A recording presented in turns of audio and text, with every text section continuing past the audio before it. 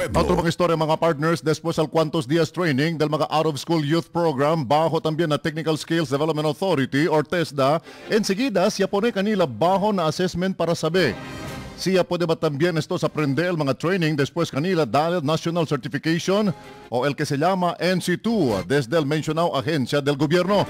Según con Madam Socorro Santa Teresa, TESDA Specialist 2, Regional Office 9, kay puera grande oportunidad para manegosyo al un entreno na TESDA, ya puede también sila trabajar o ay puede estos trabajar abroad por medio también con el mga sertifiko que ya ofrece o ya dale kanila el TESDA.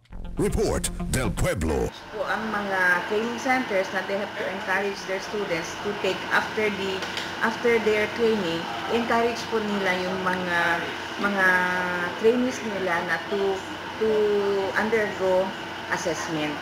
Komento pa di Santa Teresa kay sinuay man oportunidad para manegosyo y trabajar abroad el un que pasa na on skills training ta ofrece también el de la oficina para queda miembro del TESDA Specialista.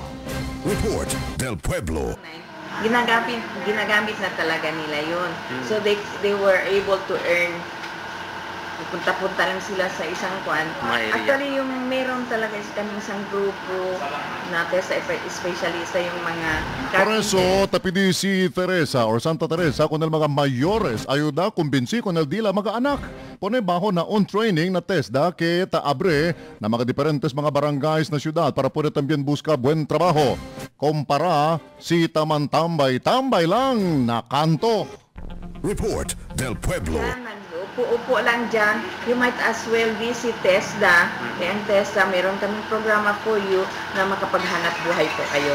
Magkaroon po kayo ng Report del Pueblo. Good news, mga partners. Residente de Barangay Lumayang, Yarisipi, mga Chinela, si person